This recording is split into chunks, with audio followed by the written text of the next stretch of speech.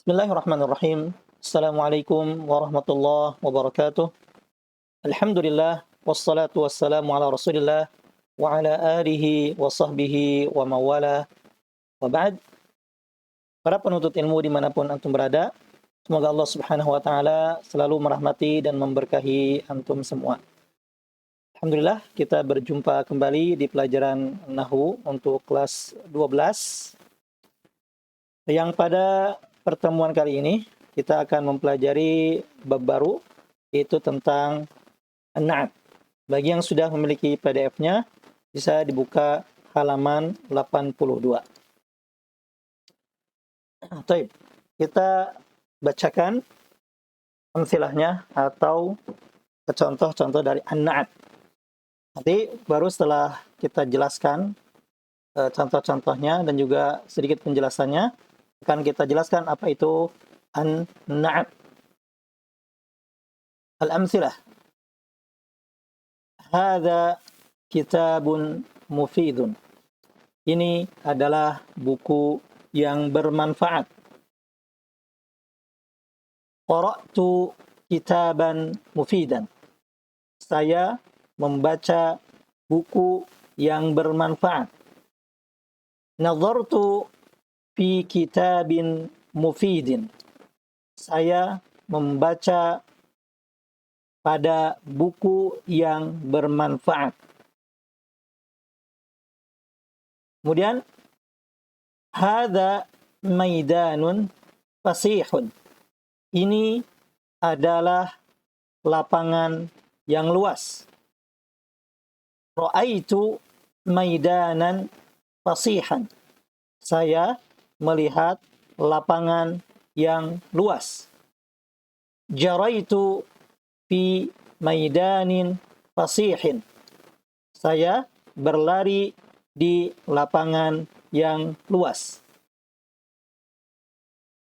Tafahhati al-wardatu al-jamilatu. Bunga yang indah itu mekar. Qataftu al-wardata al-jamilata. Saya memetik bunga yang indah. Nazartu ilal wardati al-jamilati. Saya melihat bunga yang indah. Penjelasannya, kullu kalimatin minal kalimatis salas. Setiap kata pada tiga kata dari atau satu kata dari jumlah di atas atau kalimat di atas, yaitu mufidun, kemudian fasihun, lalu al-jamilatu, merupakan kata sifat dari isim atau kata benda sebelumnya. Maka mufid merupakan kata sifat untuk kitab. Kemudian fasih merupakan kata sifat untuk maidan. Lalu al-jamilatu merupakan kata sifat untuk al-wardatu. Ya, gitu. Jadi mufid, fasih, dan jamilah merupakan kata sifat. Nah, dalam bahasa Arab, kata sifat itu disebut dengan an-na'tu atau an-na'at. Sifat atau na'at. Tuh, sekali lagi. Jadi kata sifat atau kata sifat dalam bahasa Arab disebut dengan an-na'at atau as-sifah. Ya, seperti itu. Jadi sekali lagi, tadi mufid merupakan na'at untuk isim kitabun.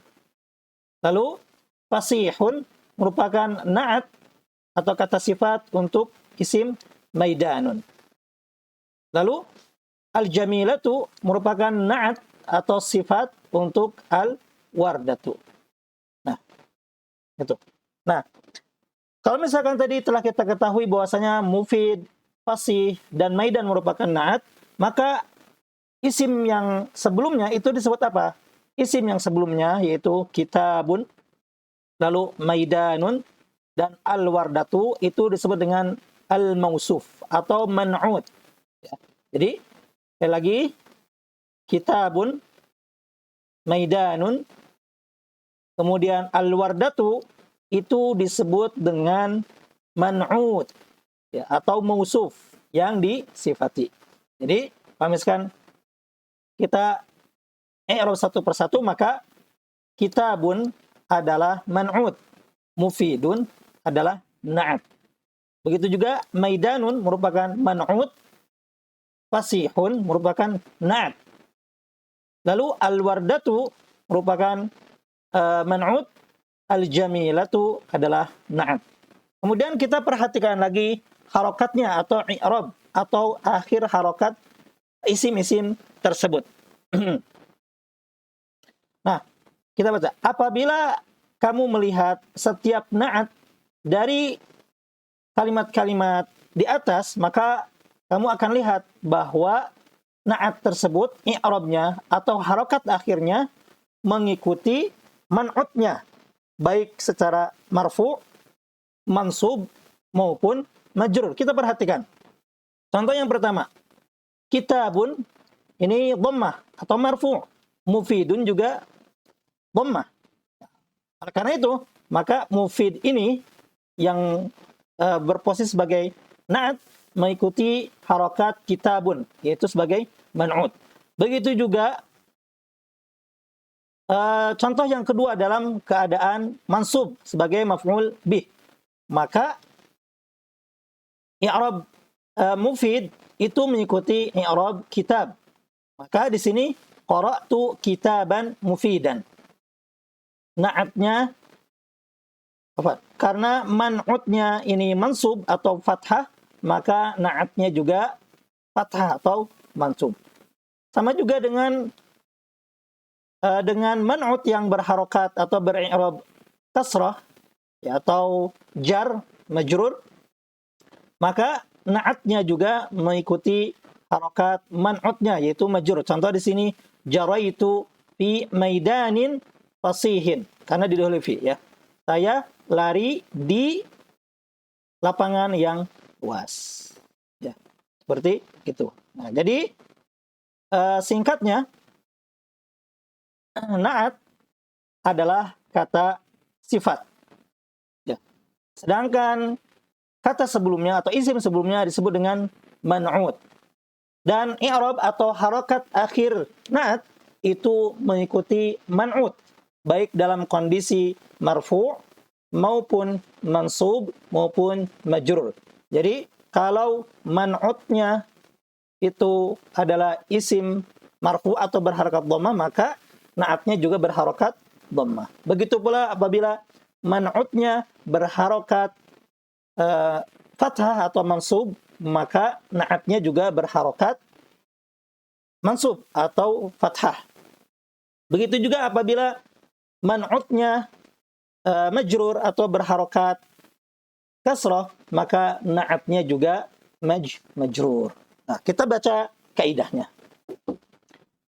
An-na'tu lafdhun yadullu ala sifatin fi ismin qablahu. Na'at adalah lafaz atau kata yang menunjukkan sifat untuk isim sebelumnya. Wa yusammal ismul mausufu man'utan. Dan isim yang disifati atau isim sebelumnya itu disebut dengan man'ut. An-na'tu yatba'ul man'uta fi raf'ihi wa nasbihi wa jarrihi. Na'at atau kata sifat mengikuti man'utnya atau kata yang disifatinya atau isim yang disifatinya dalam i'rabnya, baik dalam kondisi rafa' atau marfu', kondisi mansub atau kondisi majrur. Sekali lagi, an-na'tu lafdhun yadullu ala sifatin ismin qablahu wa yusamma al-ismul mausufu man'utan. Na'at adalah kata atau lafaz yang menunjukkan sifat kata atau isim sebelumnya. Dan isim yang sebelumnya atau yang disifati disebut dengan man'ut. An-na'tu yatba'ul man'uta fi raf'ihi wa nasbihi wa jarrihi. Na'at mengikuti man'utnya, baik dalam kondisi marfu' maupun mansub maupun majrur. Saya bacakan lagi kaidahnya. An-na'tu lafdun yadullu ala sifatin fi ismin qablahu wa yusamma al-ismul mawsufu man'utan. An-na'tu yatba'ul man'uta fi raf'ihi wa nasbihi wa jarrihi. Demikian penjelasan singkat tentang man'ut, begitu pula contohnya dan penjelasan serta kaidahnya.